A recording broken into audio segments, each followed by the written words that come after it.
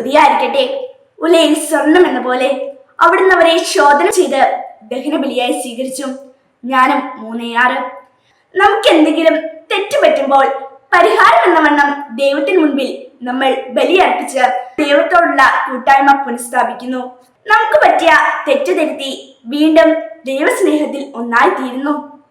അവിടുന്ന് ദഹനബലിയായി സ്വീകരിച്ചു എന്ന് പറഞ്ഞത് നമ്മുടെ കഷ്ടപ്പാടിലൂടെ വീണ്ടും വിശുദ്ധീകരിക്കുന്നതാണ്. അതാവട്ടെ ഉലയിൽ സ്വർണം എന്ന പോലെ ആണ് താനും. സ്വർണം അതിന്റെ വിശുദ്ധിക്ക് വേണ്ടി ഒത്തിരിയേറെ തീന്റെ ഉള്ളിൽ കടന്ന് ഉരുകി അതിലെ വേസ്റ്റ് മുഴുവൻ മാറ്റിക്കളയുകയാണ്. അങ്ങനെയാണ് ആ സ്വർണത്തെ വിശുദ്ധീകരിക്കുന്നത്.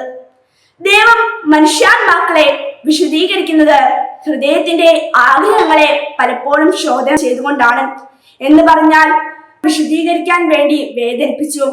അങ്ങനെ വേദനിക്കുമ്പോഴാണ് വാസ്തവത്തിൽ എന്റെ ആഗ്രഹം ഞാൻ എത്രത്തോളം ആഗ്രഹിക്കുന്നു, ദൈവത്തിന്റെ ആഗ്രഹത്തോട് ഞാൻ എത്രത്തോളം ചേരുന്നു, എതിർക്കുന്നു എന്നൊക്കെ ഓരോരുത്തർക്ക് മനസ്സിലാക്കാൻ കഴിയുന്നത്.